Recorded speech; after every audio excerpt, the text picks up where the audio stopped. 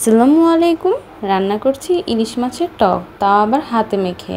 সাধারণ এই মাছের টকটি কিন্তু খেতে দুর্দান্ত হয়। আপনারা চাইলে কিন্তু এই সিজনে জলপাইয়ের সাথে ওটি রান্না করতে পারেন, আবার তেঁতুলের টক দিয়েও রান্না করতে পারেন। চলুন দেখে নিই কী করে রান্না করে নিয়েছি। তো যেহেতু ইলিশ মাছ দিয়ে টক রান্না করব, সেহেতু এখানে নিয়েছি ইলিশ মাছের মাথা, লেজ, কানসা।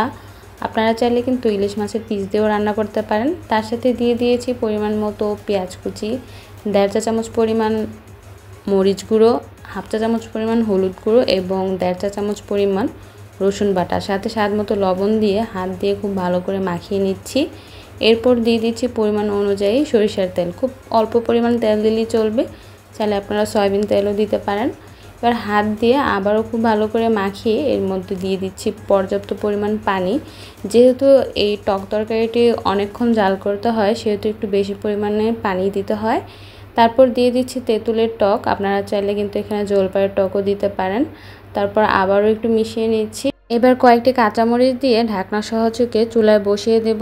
যখনই এই টক তরকারিটি ফুটতে শুরু করবে, ওই পর্যায়ে ঢাকনাটি খুলে দেব। এই পর্যায়ে আর ঢাকনা দিব না।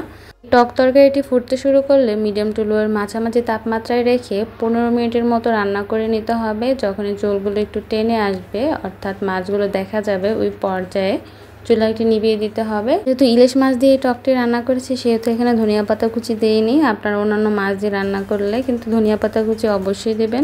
রেসিপিটি ভালো লাগলে অবশ্যই আমার পাশে থাকবেন। আল্লাহ হাফেজ।